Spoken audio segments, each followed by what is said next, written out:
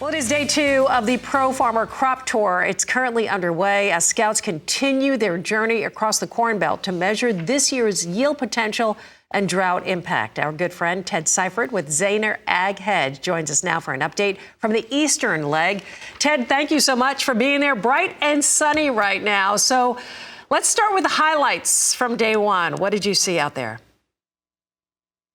Yeah, I got to say, when we talked yesterday about the route that I was taking in Ohio, the overall numbers came out right on top of what we were seeing. It really was very consistent. Ohio as a whole was very consistent. Now, the one note that we all had about Ohio is that you had some fairly immature corn, and it's got a little ways to go yet, but the yield potential is there. Ohio is tickling a new state record if they're able to finish out fairly well. So the Pro Farmer numbers, just to rehash, came up with a 183.94. That was the tour average for all the routes in Ohio for corn. That compares to last year at a 174.1 and their 3-year average of 175.64.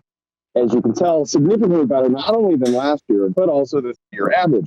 For soybeans, Ohio averaged a 1,253 pods per 3x3 square. Well, that compares to 1,131 last year and a 1,160 on average. So that is also significantly higher. Now, that doesn't necessarily mean soybean yield will be higher than last year or the average. It says, though, that the potential is there for the soybean yield to be higher and maybe substantially higher. But that really depends on what happens with the weather for the next 3 or 4 weeks. South Dakota numbers came in, well, significantly better than last year, as we knew. Tour found 157.42 for a corn yield compared to 118 last year, but we knew that was a really bad crop. The 3-year average for South Dakota, by the way, is a 149.7, so better than average in South Dakota.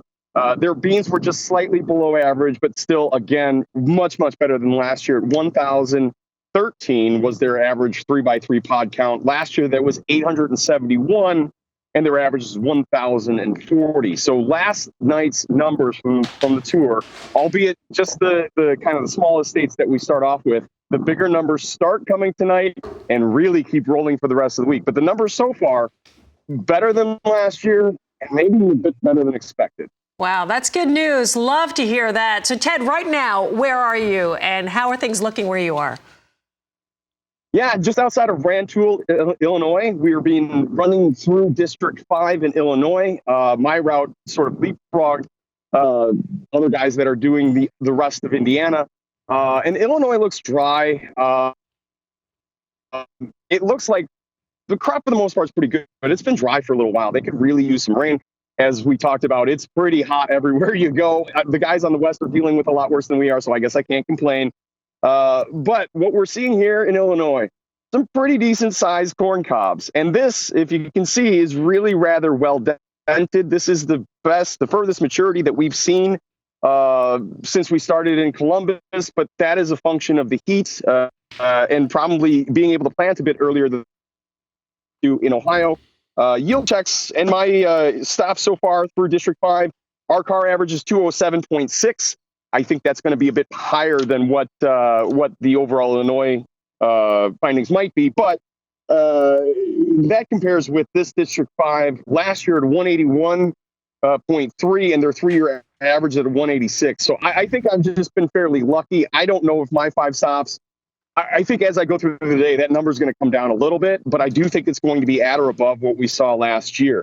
For soybean pod counts, that number is significantly higher than last year or the 3-year average. But like I said, I think that will kind of come down as I move a little bit further east. Either way, the crops here so far, Illinois, and again, Illinois is a 2-day process, so we won't get Illinois numbers tonight. That will be tomorrow night. But the numbers so far, early on in Illinois, suggesting pretty decent right now. Thanks, Ted. Nice boots on the ground coverage for us. We appreciate you doing this. Ted Seifried with Zaner Ag Hedge. And be sure to tune in at the same time tomorrow. Ted is going to join us again for another tour update.